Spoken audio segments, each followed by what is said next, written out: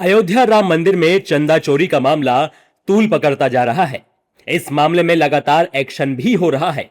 8 आरोपियों की गिरफ्तारी की जा चुकी है।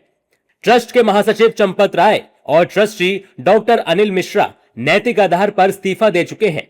लेकिन यह मामला अब सिर्फ पुलिस और ट्रस्ट तक सीमित नहीं रह गया है, बल्कि अब इस विवाद पर उस शख्स की भी प्रतिक्रिया सामने आई है जिसने रामलला की दिव्य प्रतिमा को आकार दिया।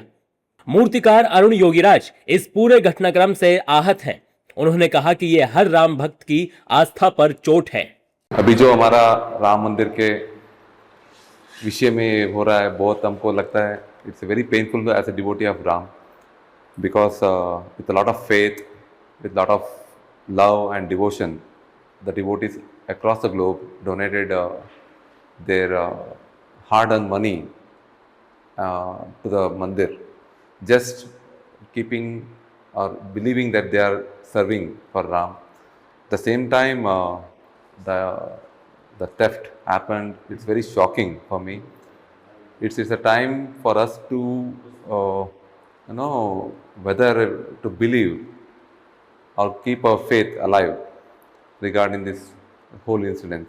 हालांकि अरुण योगीराज ने ट्रस्ट के महासचिव चंपत राय का बचाव किया और कहा कि वो मेहनती और सादगी के मिसाल हैं।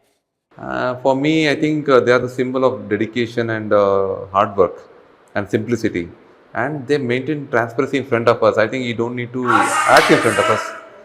They don't need to act in front of small children, but the way he was working, we saw with our directly from past 9 months, the whole 9 months. लेकिन इस दौरान योगीराज ने एक बड़ा सवाल भी खड़ा किया। उन्होंने माना कि जैसे जैसे राम मंदिर का दायरा और कामकाज बढ़ता गया, वैसे वैसे व्यवस्था में कमियां भी सामने आने लगी और इन्हीं कमियों का फायदा उठाकर कुछ लोगों ने कथित तौर पर भक्तों की आस्था के साथ खिलवाड़ किया। We believe the transparency is maintained, but the organization, the temple is getting very big, and the whole the operation is getting bigger. The loophole started, and even the theft people started, taking the advantage of this big development, and they created this type of crime by thefting the money of the devotees.